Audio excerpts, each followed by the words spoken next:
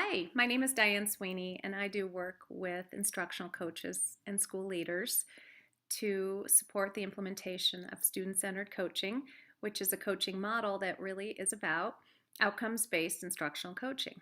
So when this work was really in its beginning stages, we and I and a group of colleagues had this aha that what are we doing if we're coaching and kids aren't growing? What do we do then? Because we were doing a lot of work to support teaching practice and instructional practice and the developing the skills of teachers, but we weren't necessarily focused all that much on student proficiency, on students really achieving the standards, what's demanded by the standards. And so student-centered coaching is really an answer to that. So it's really built on a backward design philosophy. And taking that and applying it to coaching is very easy because what we do is we think, okay, as a coach and teacher partnership, or maybe even a coach working with more than one teacher, we would think together about where do we want our kids to end up at the end of this partnership. And ideally that would be a coaching cycle. For us, they're about 4 to 6 weeks long. So a coaching cycle is this deep dive into a coaching relationship where you really coach into your goals for students. Really, what do you want your students to know and do? How do you want to see them growing? And a big piece of that then is to understand the end game. And we like to think about that as a success criteria.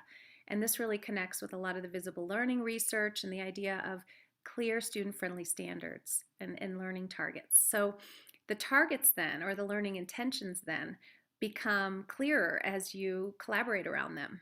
So the first step in a coaching cycle for us would be, what's our goal for students? And then our second step would be to unpack that into a very student-friendly success criteria, which is typically 5-ish I can statements that really break down the knowledge and skills that are going to be demanded for students to meet that goal. So a lot of times our coaching cycles are very much aligned with a unit of study in math or in science or in ELA, and we really partner with the teacher throughout the unit so that at the end of the unit we can celebrate the growth that the students had because that coach and teacher were working side by side to ensure that learning occurred and to adjust if it wasn't occurring. So a coaching cycle also involves co-teaching and co-planning. So there's a lot of work side by side in the classroom.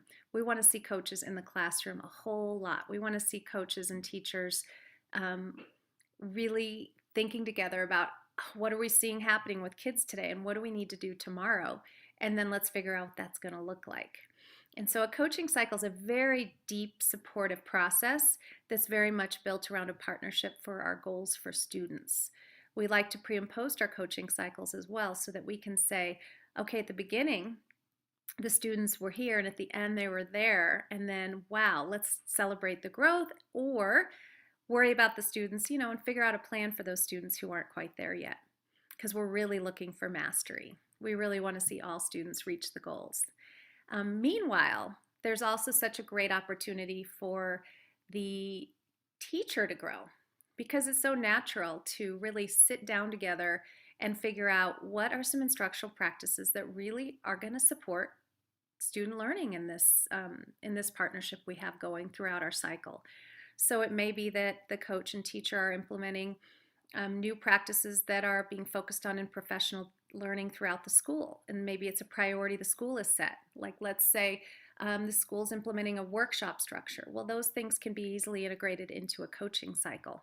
So the teacher's growing too. We also focus a lot on assessment. So we want to see the students being formatively assessed constantly and continuously in relation to that success criteria. So a big takeaway from a coaching cycle will be better assessment practices by that teacher. Better assessment practices or more continuous assessment that isn't hard. It may just simply be really monitoring students, observing. It may be exit and entrance tickets that are very clear and simple. But the idea is the formative assessment we really emphasize is oftentimes very open-ended, very conceptual at times, but also it's a chance to capture kind of the skills kids have and if they're able to apply those at a conceptual level, whether it's a reading cycle or a writing cycle or a math cycle. So we try to hit both the skills level and the conceptual level.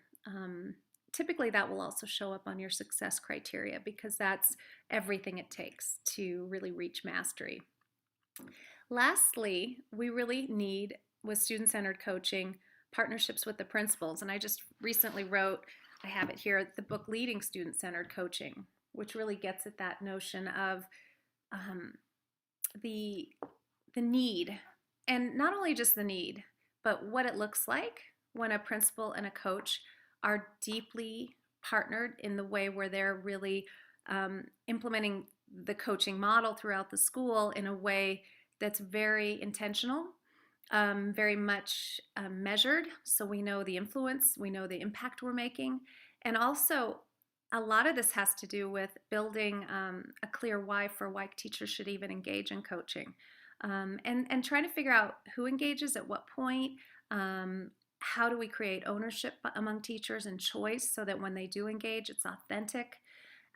How does a principal even evaluate a coach? If what tools do they use to help a coach understand if they're hitting the target professionally themselves, because they also need to be supported. So there's so many layers to this work, and we have 7 core practices that we really hone in on when we're supporting the development of coaches and teams of coaches.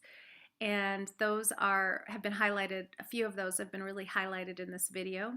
But the last thing I just wanted to mention is that when coaching is student-centered, it's so much less of a fight and a battle, because teachers care about their students. And I'm going to say that pretty much across the board. And so when you frame coaching around a class of students, and you think, what's your hope and dream for your class of students? What do you really hope to see them accomplishing?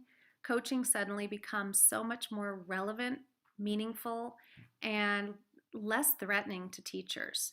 And when it's less threatening, we can create those partnerships so much faster. And again, we can still influence instructional practice. We just do it through the work that's happening in the classroom focused on students. So teaching and learning really always go together. We've just put learning at the beginning of the process, and then we influence teaching as well.